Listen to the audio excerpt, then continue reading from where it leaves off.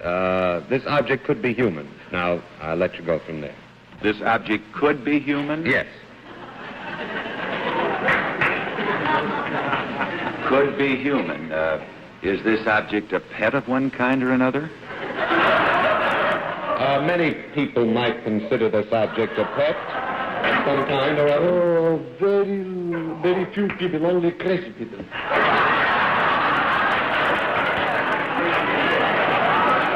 You have one question, Bill. I'll pass, Bob. All right, you're doing fine, kid. Gene Rayburn. I don't care if you charge me for this question. Are you kidding with the thing?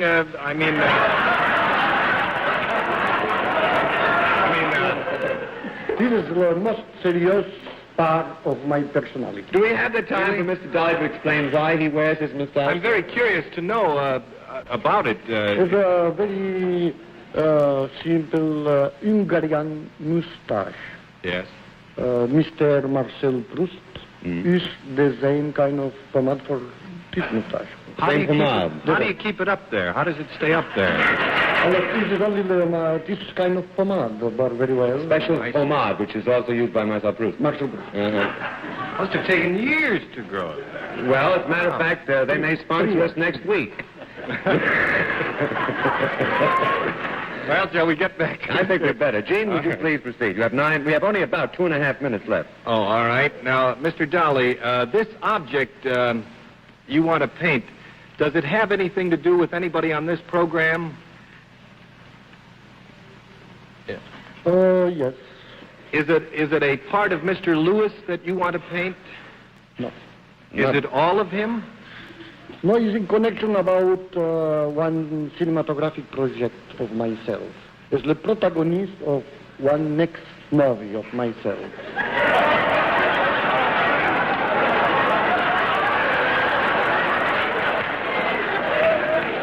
And, Gene, I sincerely hope that clears that up. All right. Well, now, with the protagonist who is against the antagonist, Just watch us. I'm afraid I'm going to have to call time. Oh, no, wait a minute. You've got some ideas. All I'll right. defer to Miss Joan, 10 Alexander. questions. Yes. Does it involve all of us? Involve theatrical ideas. Theatrical ideas. I beg your pardon? Involve theatrical ideas. It does. Theatrical ideas. Yes, because I'm... Oh, I wish you wouldn't. I think it's fascinating. Does it have anything to do with television? No, For the moment not. What Mr. Dolly would like to do is draw his version of me. That is his secret wish. Why, I will never know, but then this program... My dear, you're very lucky. I know I am, and I wish, Mr. Dolly, we have an easel, and I would treasure this for life if you would be good enough to... Only up front. Only up front. This is to be an abstract, Dolly.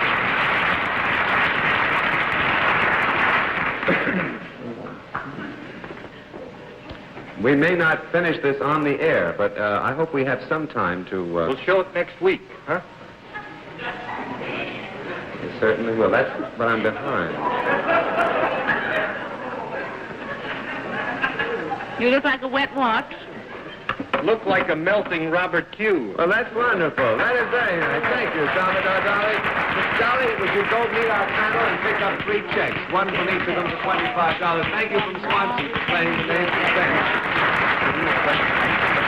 That's your character.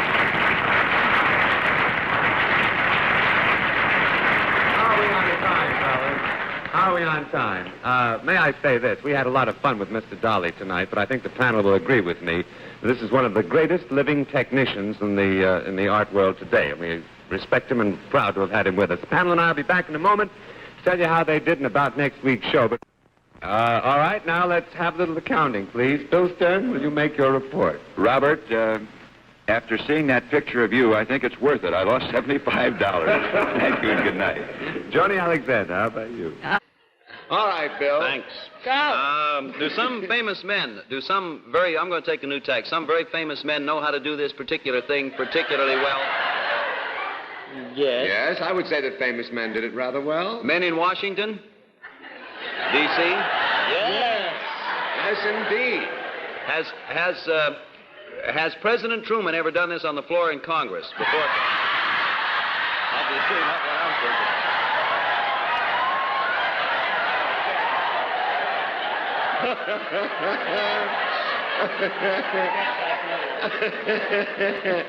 Well, now, of course, you know, there's an election coming up. I imagine that, I imagine he has.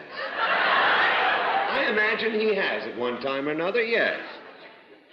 With all due respect, of course, yes, I imagine he has. Has Margaret ever done it on the radio? You mean while she was on the radio? Has she done it? I don't think so. I don't think so. Well, I got another. How many tacks do I have left? Is this thing done in a sitting position?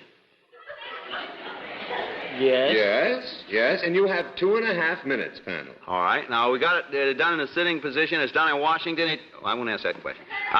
Is it ever done in a movie? Yes. Yes, a great deal at times. During a comedy, something funny. No. Oh, yes. Oh, yes. I do too. Oh, my, yes. I think you can... Bob, when a person is doing this particular thing, do they make noise? Is there noise involved in it? Yes. Yes, there might be. Well, when I'm or any of us are on television, is it possible that we might make people do this thing? Now, when you say we, Bill, are you referring to yourself or to the panel as a whole? The group as a whole? He always refers to himself as we. He thinks of himself as royalty. I see.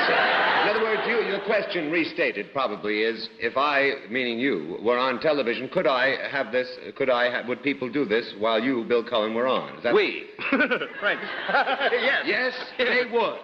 All right, good. You got one question left. All right, I'm going to use it now because I might You get have a one chance. question, and I we might have get about 1 minute. Yeah, I might get a chance to demonstrate this. If right this moment I were, just in the interest of science and investigation, if right this moment I were to tickle Joan, would she do this? I don't know what effect you have.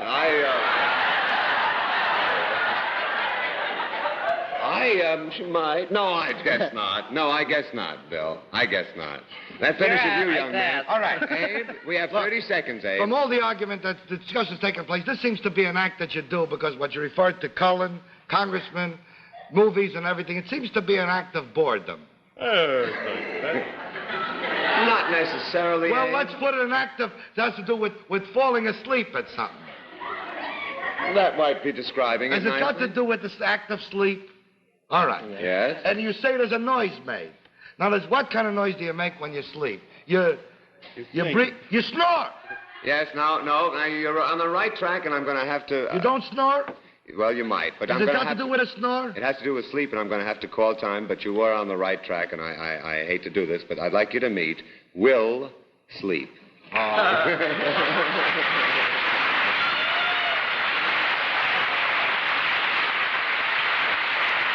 You know, I was thinking, Mr. Sleep, the greatest thing in the world would be if you were an insomniac. Are you? Do you sleep well? At times. At times. All right. Thank you very much. Go on over there, pick up your checks, and thanks from Swanson for playing the names the same. Nice to have you on the show.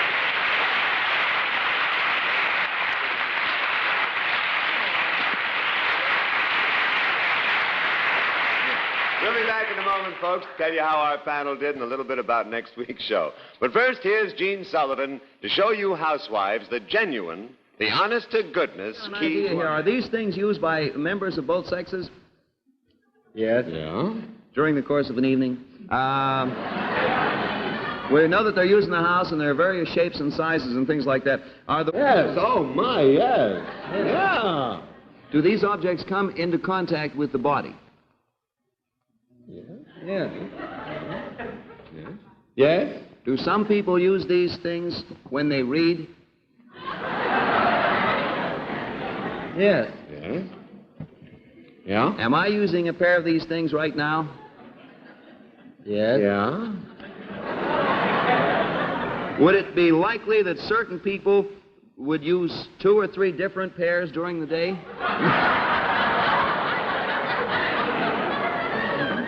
yeah, a lot of people might do that. They might... Some people might, they'd use a couple Are there different pairs. special pairs? Are there special pairs to be used during the night or hours? Are there special pairs that might be used? I suppose there, yeah. Could be. I suppose. When these things get steamed up, do people clean them off with a piece of... I didn't quite hear that. When they get steamed up, When what? they get steamed up. Well, I know it can't be now. Well, what was the question? I'm curious. When they Ask get... if you clean them off with a piece of Kleenex. Well, you could clean them off with a piece of Kleenex, but I don't think they'd get steamed up. No. Might they come in bifocals? No. No. Pat. Mr. Mills, do you deal in services? Yes.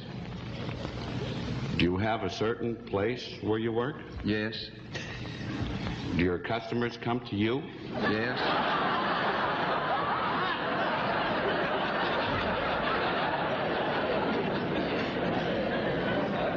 Would you have sort of a steady clientele? Well, it must be a nice place. Do you ever have... Oh, quiet. I can't think. Do you have, ever have music playing there? Yes. Do you, serve food there? Yes. Well, if I developed an accent and went to Georgia, could I use some of your southern hospitality? Yes. You went to Georgia, you'd probably get some of it in fact. Coming from you, could your customers ever be sort of boisterous or rambunctious people that come? They might. Yeah, they could be. We don't like to think that they would, but they could be. In other words, you also serve beverages. Yes. Well, do you have anything to do with curbing their boisterousness? Yes, I mean, any well-run place you would, you know. Well, when these customers get up to dance together, do you... And they get out of line, do you ever throw them out of the joint? That will be one down. This is not about... He doesn't know. I think that's just a flat no to that. do you deal in services, Mr. Yes. Do you deal with both sexes? Yes. Do they come to you? Yes. In a manner of speaking, Well, Hey, they're throwing me out. Would I ever likely... oh, brother. Let's try to be objective about this now. Yeah, I'd say it could be. Yeah, we'll try to be objective. I think it's possible you'd use his services more than once. I think I made a boo-boo. In your services, do you ever change a person's physical appearance? Sometimes it happens. Well, when they come to you, are they ever in poor physical condition?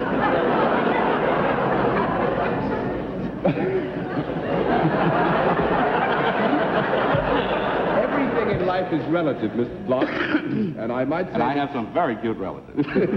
Some of the people that Mr. Nunziato's services would be applied to or for might be described as being in poor physical condition. Well, in your services, do you ever touch them? Yes. Are they ever in a horizontal position?